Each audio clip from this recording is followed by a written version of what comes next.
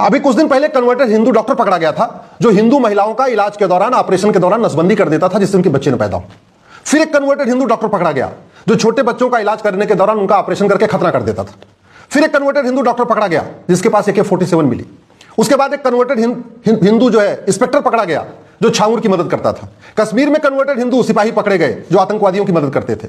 और अब एक कन्वर्टेड हिंदू डॉक्टर पकड़ा गया है जो खतरनाक जहर बना रहा था, और ऐसा जहर बना रहा था जिससे लगभग भारत में 10 लाख लोगों को मारा जा सके। और उसने जहर बना भी लिया था, इतना खतरनाक जहर कि एक बार कोई सूंघ ले तो आदमी खत्म हो जाए। मात्र आधी बूंद अगर आदमी के शरीर में पहुंच जाए, चाहे पानी के माध्यम से, चाहे दवाई के माध्यम से, चाहे सिरप के माध्यम से, किसी भी तरीके से आधी बूंद अगर शरीर में पहुंच जाए तो व्यक्ति खत्म हो जाएगा। इतना खतरनाक जहर था कि उसका मात्र 100 ग्राम अगर पानी की टंकी मिला दिया जाए तो जितने लोग पानी पीते हैं वो सब मर जाएंगे। सामान्यतया एक पानी की टंकी से लगभग 10,000 लोग पानी पीते हैं। इसका मतलब आधी गिलास जहर से वो पूरे 10,000 लोगों को मारा जा सकता है। अनुमान के अनुसार जितना उसके पास जहर मिला है वो 10 लाख लोगों को मारने के लिए पर्याप्त था। धन्यवाद दूंगा मैं गुजरात के ATS को, गुजरात की पुलिस को, उन्होंने पकड़ लिया। नहीं तो अभी कुछ दिनों के बाद एक घटना आती कि भारत में 10 लाख लोग मारे जा चुके हैं। इतना खतरनाक काम ये कर रहा था। सवाल यह है कि क्या इसको साल भर के अंदर फांसी हो जाएगी? क्या इसकी 100% प्रॉपर्टी जब्त की जाएगी? क्या इसकी नागरिकता खत्म की जाएगी? क्या इसका narco polygraph brain mapping test होगा? क्या नहीं होगा, वर्तमान कानून के अनुसार नहीं होगा।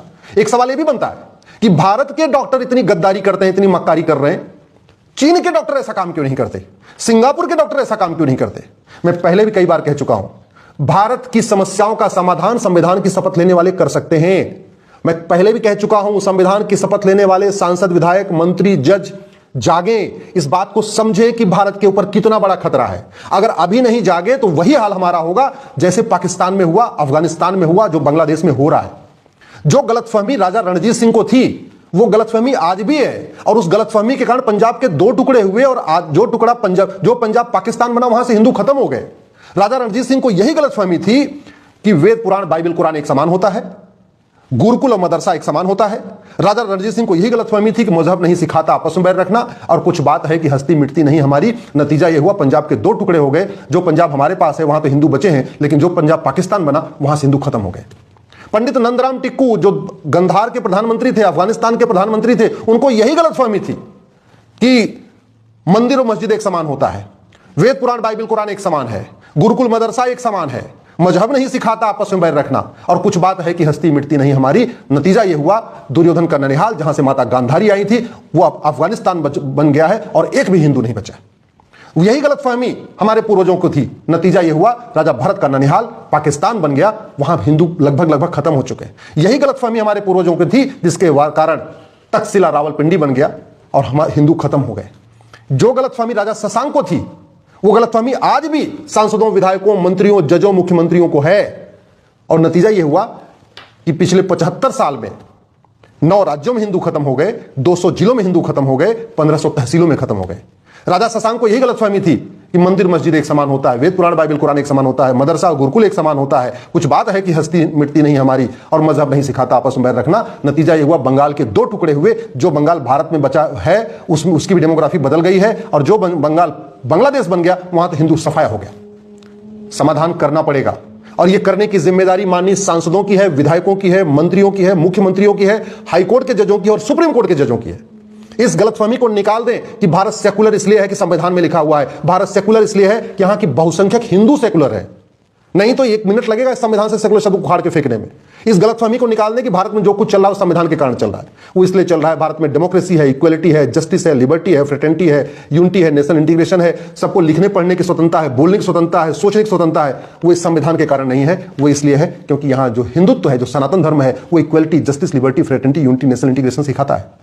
न सारे मजहब एक समान होते हैं, न सारी किताबें एक समान होती हैं, न सारे स्कूल एक समान हो सकते हैं। इस गलतफहमी को निकाल दें कि जो गुरुकुल में सिखाया जाता है वही मिशनरी स्कूलों में सिखाया जाता है, वही मदरसे में सिखाया जाता है। इस गलतफहमी को निकाल दें कि जो वेद में लिखा है, पुराण में लिखा है, उपनिषद में लिखा है, रामायण में लिखा है, भगवद गीता में लिखा है, वही बाइबल और कुरान में लिखा है। इस गलतफहमी को दिमाग से निकाल दें कि कुछ बात है कि हस्ती मिटती नहीं हमारी, हस्ती भी मिटी है, बस्ती भी मिटी है।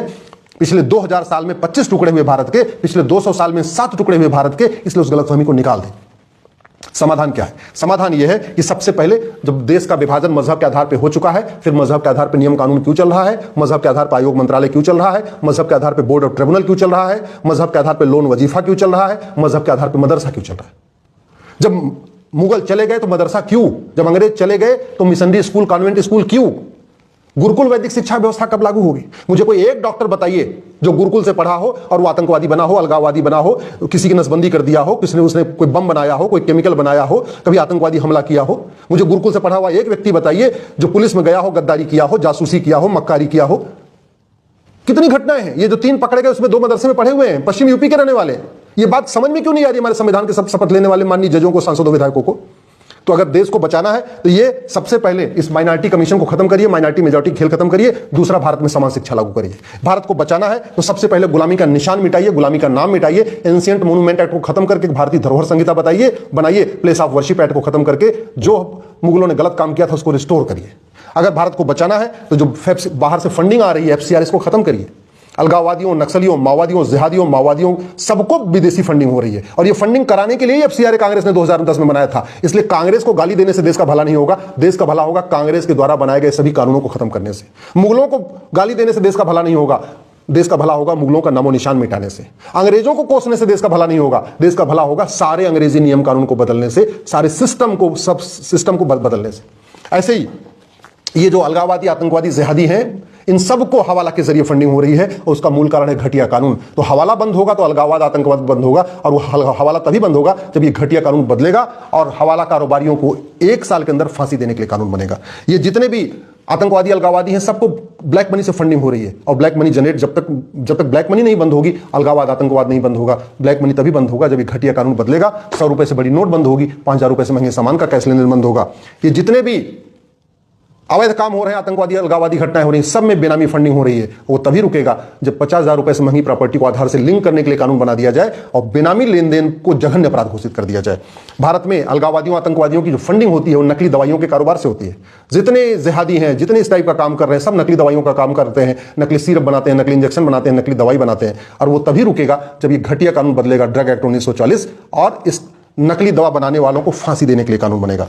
जितने भी अलगाववादी, आतंकवादी हैं, इनको जो फंडिंग होती है वो ड्रग कारोबार से होती है। जो ड्रग कारोबार से पैसा आता है उसी की टेरर फंडिंग के काम आता है और वो तब इन ड्रग कारोबार तभी रुकेगा, नशा तस्करी तभी रुकेगी जब इनको 1 साल इनका नार्को पॉलीग्राफ ब्रेन मैपिंग करने, 100% प्रॉपर्टी जब्त करने और फांसी देने के लिए कानून बनेगा। जब तक साल भर के अंदर इनको फांसी नहीं दिया जाएगा तब तक ड्रग कारोबार नहीं रुकेगा, ड्रग कारोबार नहीं रुकेगा, अलगाववाद, आतंकवाद नहीं रुकेगा।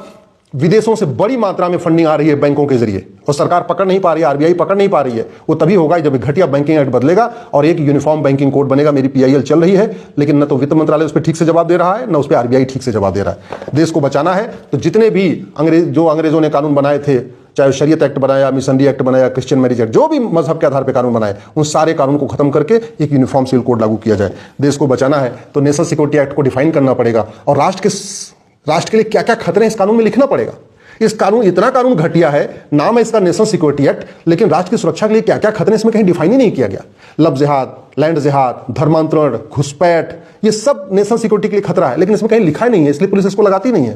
ऐसे ही हमारे पास UAPA है, अनलॉफुल एक्टिविटी एक्ट है, लेकिन आज तक इसमें हमने डिफाइन ही नहीं किया कि लव जिहाद, लैंड जिहाद, धर्मांतरण, घुसपैठ भी अनलॉफुल एक्टिविटी है, इसलिए पुलिस लगा नहीं पा रही है। देश को बदलना है, देश को बचाना है तो एक हमें यूनिफॉर्म पुलिस कोड बनाना पड़ेगा, 1 नेशन 1 पुलिस कोड लागू करना पड़ेगा, जिससे पूरे देश की पुलिस एक जैसा बिहेवियर करे। गुजरात की पुलिस का बिहेवियर अलग होता है, बंगाल की पुलिस का बिहेवियर अलग होता है, यूपी की पुलिस का बिहेवियर अलग होता है। ये नहीं चाहिए, हमें यूनिफॉर्म पुलिस कोड चाहिए जिससे पूरे देश की पुलिस स्वतंत्र हो, निष्पक्ष हो, रिस्पॉन्सिबल हो, अकाउंटेबल हो और देश विरोधियों के ऊपर कहर बन के टूटे। वो तभी हो सकता है जब यूनिफॉर्म पुलिस कोड बने। और सबसे बड़ी बात, जो हमारे लिए बड़े खतरे हैं उनको हमें BNS में ही डालना पड़ेगा। ये जो 50 कानूनों का मकर जाल है, इसको खत्म करके अमेरिका के फेडरल पिनल कोड की तरीके एक 1 नेशन 1 पिनल कोड बनाना पड़ेगा। आज की डेट में हमारे पास अलगाववाद के लिए अलग कानून है, आतंकवाद के लिए अलग कानून है, जिहाद के लिए अलग कानून है, मजहबी उन्माद के लिए कानून है, धर्मांतरण के लिए पार्लियामेंट में कोई कानून ही नहीं है, लव जिहाद के लिए सेंट्रल लेवल पर कोई कानून नहीं है, घुसपैठ वाला कानून महाघटिया है। तो ये देश तब बचेगा जब हम दुनिया में जितने भी कठोर कानून हैं, चाहे वो चीन का कानून हो, चाहे सिंगापुर का कानून हो, चाहे जापान का कानून हो, चाहे फ्रांस का कानून हो, दुनिया के सभी बेहतरीन कानूनों की समीक्षा करके उनको भारत में लाएंगे और 1 नेशन 1 पिनल कोड लागू करेंगे और जस्टिस विद इन ईयर लागू करेंगे। जब तक मुकदमा सजा साल भर के अंदर नहीं शुरू होगी तब तक कानून का खौफ नहीं पैदा होगा और खौफ नहीं पैदा होगा तो ऐसे डॉक्टर मिलते रहेंगे। तू मैं करने से, आरोप प्रत्यारोप करने से, नूरा कुश्ती करने से, बतौलेबाजी करने से, तू चोर मैं सिपाही करने से देश सुरक्षित नहीं होगा। केवल चुनाव जीत लेने से देश सुरक्षित नहीं होगा। देश तब सुरक्षित होगा जब नियम नियम कानून बदलेगा, सिस्टम बदलेगा, समान शिक्षा समान नागरिक संहिता लागू होगी, घुसपैठ नियंत्रण कानून बनेगा, धर्मांतरण नियंत्रण कानून बनेगा, जनसंख्या नियंत्रण कानून बनेगा। और अगर अभी नहीं हुआ तो हमारे पास पछताने के लिए अलावा कुछ नहीं होगा। और 15 से 15 साल के बाद केवल और केवल लोग भारत छोड़ छोड़ के पलायन करेंगे। अभी से लोग शुरू कर चुके हैं। जो संपन्न है, जो सक्षम है, वो पलायन कर जाएंगे और फंसेगी यहां की आम जनता।